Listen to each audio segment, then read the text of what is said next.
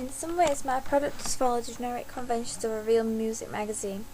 I think that my cover mainly follows generic conventions of NME. I based my front cover loosely on a past issue of NME I had seen. The master of my magazine is a simple font, Impact, which is very block and chunky, very similar to NME. This is so it stands out. It is the largest text on my page, and this follows the generic conventions of all music magazines. I chose the name Mild as it relates to my demographic audience, who would be seen as rebellious girls, as they are not stereotypically girly. I also chose the colour red as part of my hairstyle, as NME does, and it was very effective. The colour red also stands out against the black and white on the page.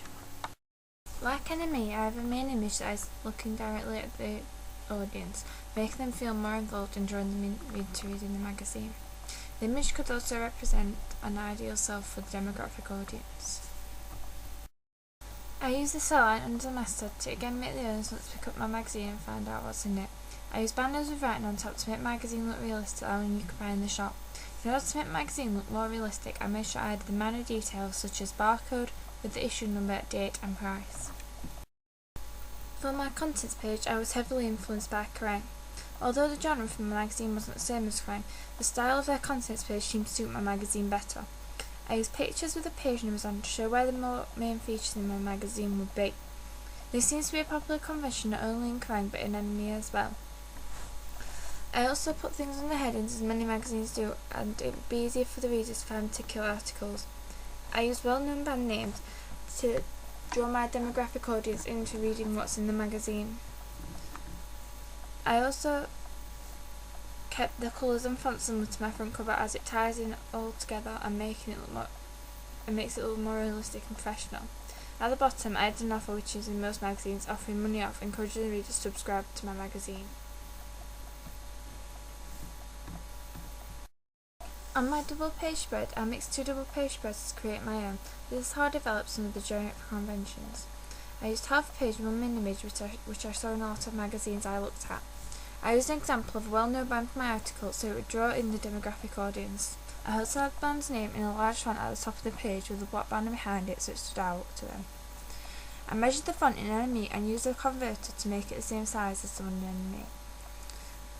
I used a cell line at the bottom hinting at what the article will contain, as it would make the reader want to look at the article, a generic convention of magazines such as NME. I again kept the same hairstyle as I had on my front cover and contents page to keep it looking realistic.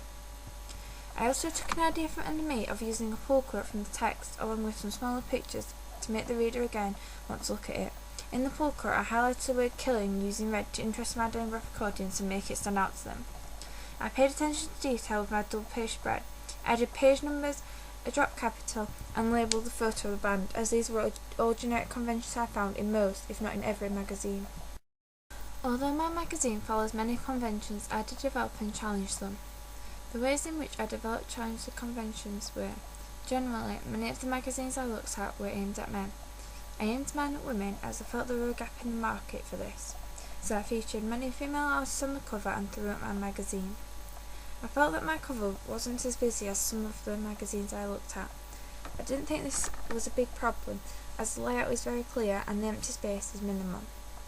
With my double page spread, as I said before, I developed the conventions to create my own idea by mixing two double page spreads together.